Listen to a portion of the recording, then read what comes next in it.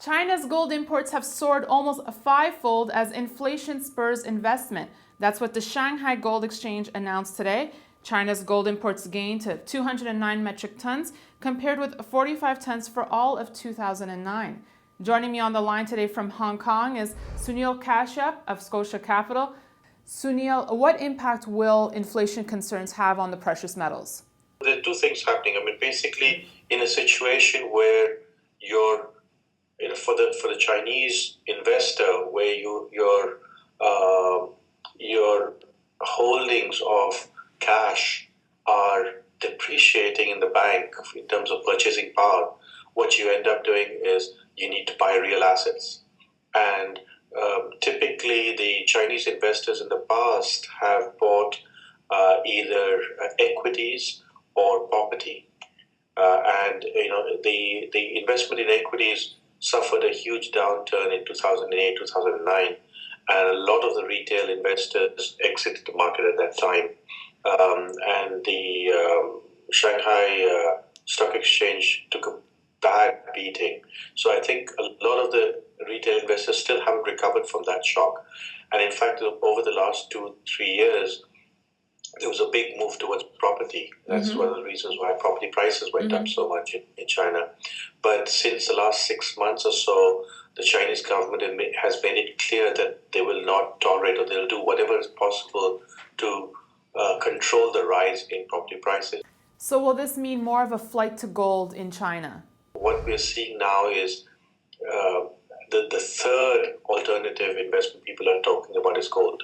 And just the degree of media attention, the degree of research surrounding gold has gone up. And so the story is just so solid that people have started piling into gold.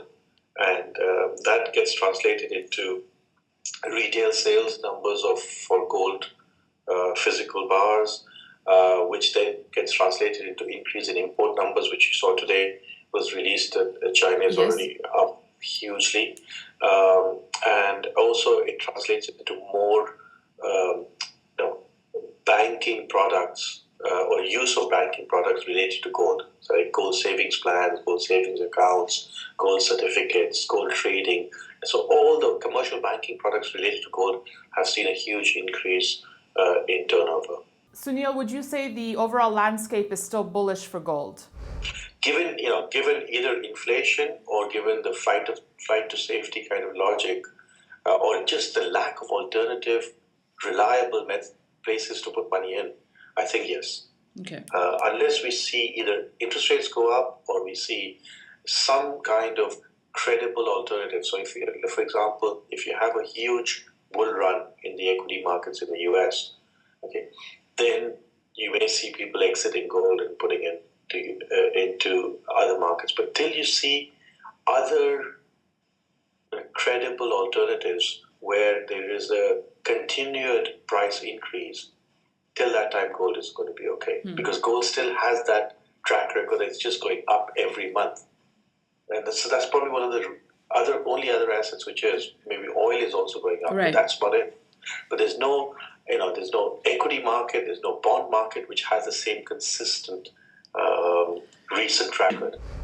Thanks, Sunil, and thank you for watching. For Kitco News, I'm Daniela Cambone.